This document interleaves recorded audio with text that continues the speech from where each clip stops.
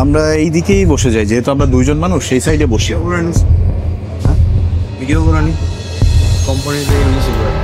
সালামু আলাইকুম, আশা করছি সবাই অনেক ভালো আছেন। আমরাও ভালো আছি। এই মুহূর্তে দাঁড়িয়ে আছি মতিঝিলের মেট্রো স্টেশন থেকে একটু সামনে, হিরাজি হোটেলের সামনে।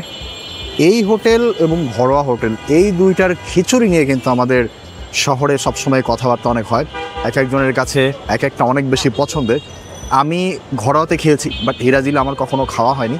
তো আজকে হিরাজিলে যাব, তাদের খিচুড়ি তো অবশ্যই খাবো, কিন্তু খিচুড়ি বাদ দিয়ে ওদের একটা ভর্তা প্ল্যাটার আছে ভাতের সাথে খাওয়ার জন্য। যদিও এখন বিকেল 4টা বাজে, আমি জানি না এই টাইমে আমরা সব কিছু অ্যাভেলেবেল পাবো কি না। 4টা 15 বাজে অলরেডি।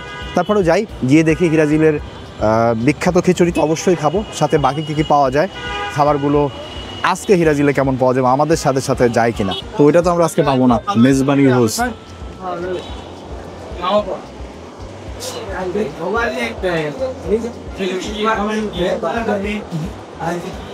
এই ফালুদাটা নাকি অনেক ভালো, আমরা ট্রাই করে দেখবো, বুঝছো। আর পুডিং টুডিং অনেক কিছুই রয়েছে। আসো উপরে যাই, উপরে বসা যাই। আসো তুমি, আমরা উপরে চলে যাই। এই রেস্টুরেন্টগুলোতে কখনোই কাস্টমারের কমতি থাকে না, গম গম করে। আসো আসো আসো, এইদিকে একটু নিরিবিলি আছে, ফিশ তান্দুরিও পাওয়া যায়। আমরা এক কাজ করি,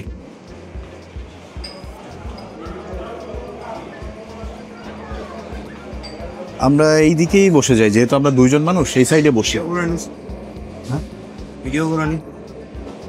মানে আমরা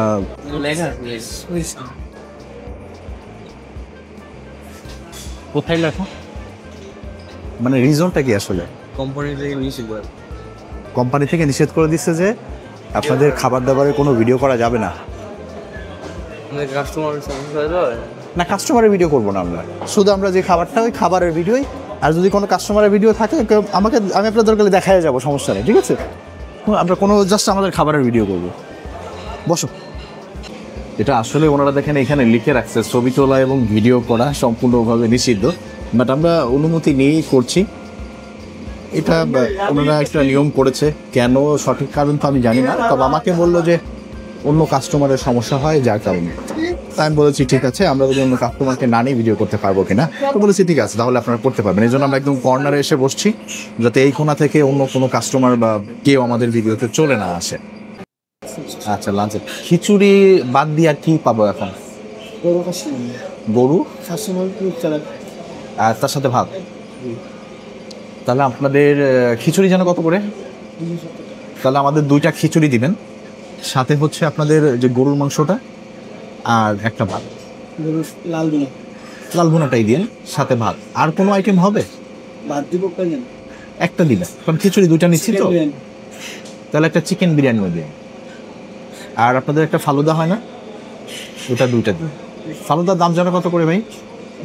120 টাকা। তাহলে 2টা ফালুদা দেন, একটা চিকেন বিরিয়ানি দেন, একটা ভাত, একটা গরুর লাল ভুনা আর 2টা খিচুড়ি। গরুর লাল ভুনার দাম কত? 480 টাকা 1 সার্ভিংয়ের জন্য, ফুলের জন্য। তাহলে এগুলো নিয়ে আসে, যা যা বললাম এই সব দিন। তোমাদের খাবার দাবার চলে আসছে, আমরা নিয়েছি বেশ কয়েকটা আইটেম। দেখেন, হিরাজিলে আসলে তো অবশ্যই তাদের স্পেশাল খিচুড়িটা খেতেই হবে। এই যে হিরাজিলের স্পেশাল খিচুড়ি, এটার দাম 270 টাকা। এটার ভেতরে আই থিঙ্ক 2 পিস করে মাটন থাকবে, ভেতরে আছে, দেখাচ্ছি আপনাদের একটু পরেই। এদিকে নিয়েছিলাম গরুর মাংস, এখানে বেশ কয়েক পিস আছে, 3 পিস, 4, 5, 6, 7, 8, তার ভেতরে 1 পিস, 9 পিস। এটার দাম কিন্তু বেশ ভালো, এটার দাম 480 টাকা। সাথে ওনারা কুচি করে সালাদ দিয়েছে, সুন্দর করে মাখানো। এখানে একটা মোরগ পোলাও নিয়েছি, এটা না এক্সাক্ট দামটা আমার মনে নেই কত বলছে। আর হচ্ছে সাদা ভাত আছে। তো খাওয়াটা অবশ্যই শুরু করবো ওনাদের স্পেশাল খিচুড়ি দিয়ে। বিসমিল্লাহ করা যাক, চলেন। এই যে বিসমিল্লাহ। হিরাজিলের খিচুড়ি যে সুস্বাদু, ওই ব্যাপারে আমার মনে হয় বেশিরভাগ মানুষেরই কোনো দ্বিমত থাকবে না। এই খিচুড়িটা একদম ঝরঝরাও না, ঝরঝরার দিকেই, আঠা আঠাও না, বাট একটু নরম নরম একটা টেক্সচার রয়েছে, এবং যেটার কারণে এটা খেতে আরো বেশি ভালো লাগে। এইদিকে দেখেন, এই যে দেখেছেন, এটা কিন্তু ঝরঝরা খিচুড়ি। আবার যদি আপনি হাত দিয়ে একটু চাপ দেন, তখন এই যে এরকম নরম নরম মিশে যাবে। তো এই টেক্সচারটার কারণে এটা মজা বেশি লাগে।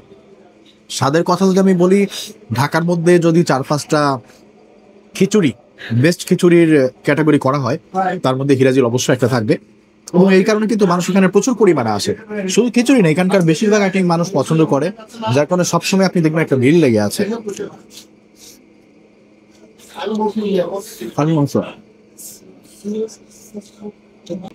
ইতিমধ্যে কিন্তু আমাদের এই যে দেখেন তাদের বিখ্যাত যে ফালুদা, এটাও চলে আসছে। এটা পরে খাবো, আগে একটু সাইডে রাখি।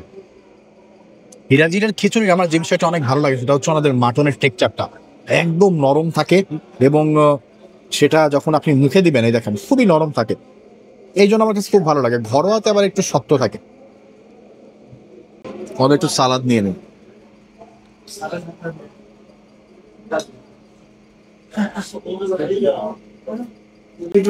এই খিচুড়ির সাথে যদি এই সালাদটা নেওয়া হয়, এরকম একটু সালাদ নিয়ে যদি আপনি মাখায় খান, এটা হচ্ছে গেম চেঞ্জার।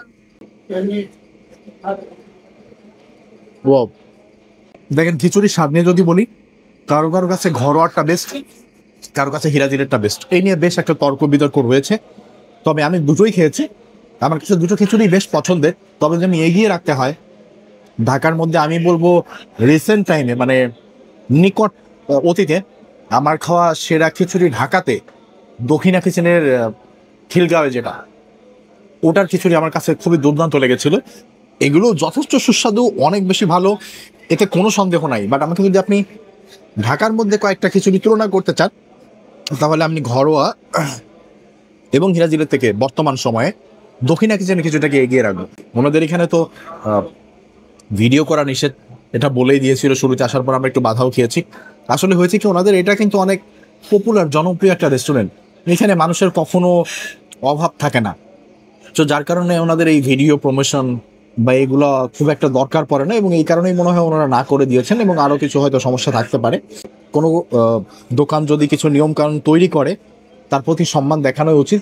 ওনারা আমাদেরকে না করে দিতে পারতো, আমরা চলে যেতাম বাধ্য হয়ে, আমাদের কিছু করার ছিল না। বাট থ্যাঙ্কফুলি ওনারা আমাদেরকে পারমিশন দিয়েছে, এই জন্য আমরা ওনাদের কাছে কৃতজ্ঞ। না হলে আমাদের আসলে ভিডিও না করে ফেরত যাইতে হতো আজকে।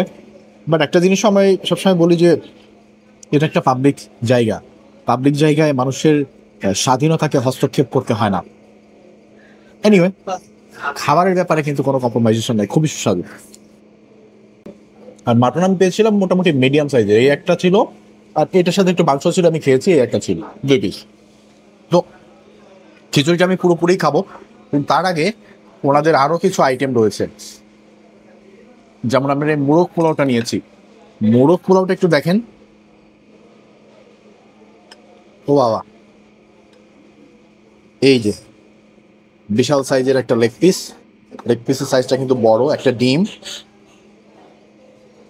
ভেতরে কি কোনো গ্রেভি ট্রেভি কিছু আছে? ভেতরে তো কোনো গ্রেভি নাই,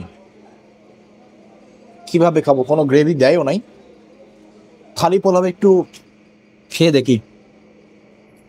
খালি পোলাওটা টেস্টি, ফ্লেভারফুল। ওনারা যেহেতু গ্রেভি দেয় নাই, আমি এখান থেকে একটু গরুর মাংসের গ্রেভি নিয়ে নিচ্ছি। আমার মনে হয় ভুলে গেছে, নর্মালি হয়তো দেয়ার কথা। মোরগ পোলাওতে সবাই তো গ্রেভি দেয়, আমাদের অবশ্য তো দরকারও নাই। তারপরে একটু স্বাদটা কেমন আপনাদেরকে জানাইতে পারলে ভালো হইতো গ্রেভির। পোলাওটা খালি পোলাও খেয়েছি, তাও না একটা ফ্লেভার ছিল, সুন্দর ফ্লেভার। দেখি গরুর মাংস দিয়ে একটু খাই, বিসমিল্লাহ। দেখেন গরুর মাংসটা মজা, কিন্তু গরুর ঝোল দিয়ে আমি এই মোরগ পোলাওটা খেয়ে মোরগ পোলাওয়ের যে স্বাদ সেটা পাচ্ছি না। দেখে ওনারা আসলে কেউ আমি একটু চেয়ে নিব। এইবার হচ্ছে ওনাদের মোরগ পোলাওয়ের আসল যে স্বাদ সেটা পাওয়া যাবে। মোরগ পোলাওয়ের গ্রেভি চলে আসছে, একটু গ্রেভি নিয়ে নিলাম, এইবার খাওয়া যাক। শুধু পোলাওটা আমি খেয়েছিলাম তখন কিন্তু বেশ ফ্লেভারফুল একটা খাবার মনে হয়েছিল পোলাওটা। এইবার গ্রেভি দিয়ে একটু খেয়ে দেখি। মোরগ পোলাওয়ের ঝোলটা দিয়ে একটা মিষ্টি মিষ্টি ফ্লেভার আসতেছে,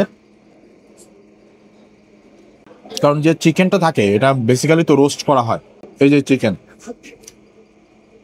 এটা তো রোস্টেড চিকেন পোলাওর সাথে দেয়, কিন্তু এটা কখনোই অতিরিক্ত ঝাঁঝালো হয় না, কিন্তু এটা একটু মিষ্টি বেশি মনে হচ্ছে, যার কারণে এই ঝোলটা দিয়ে খেতে খুব একটা ভালো লাগছে না। চিকেনটা ব্রয়লার চিকেন না, সোনালি বা অন্য কোনো জাতের হবে, দেশীয় না। ঝোলটার কারণে মোরগ পোলাওটা একটু ডাউন হয়ে গেল। মোরগ পোলাও হিরাজিলের আমার কাছে একটু এভারেজ টাইপেরই মনে হচ্ছে। হিরাজিলের নামের সাথে মোরগ পোলাওটা ঠিকভাবে যাচ্ছে না। এই গরুর মাংসটা প্রায় 10 পিসের কাছাকাছি ছিল, 9-10 পিস। দাম নিল 480 টাকা ফুল। অর্ধেক নিলে মনে হয় 240 টাকা নিত। বাইরেও এরকমই দাম, তো এইসবে বলতে পারছি না যে এটার দাম খুব বেশি। দাম ঠিকঠাকই, 10 পিস দিলে 480 টাকা নিবে, 5 পিস দিলে 240 টাকা নিবে। নর্মাল দোকানও এমনই নেয়। আর মাংসটা টেস্টি, খেতে খারাপ না।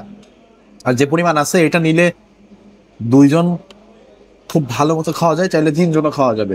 এটা ঝোল টোল দিয়ে আর কি 2 জন খেতে পারবেন, 3 জন না পারলেও 2 জন ভালো মতো খেতে পারবেন 480 টাকার গরুর মাংস দিয়ে। আর যে আইটেমটার কথা না বললেই নয়, ওনাদের এই ফালুদা খুবই টেস্টি।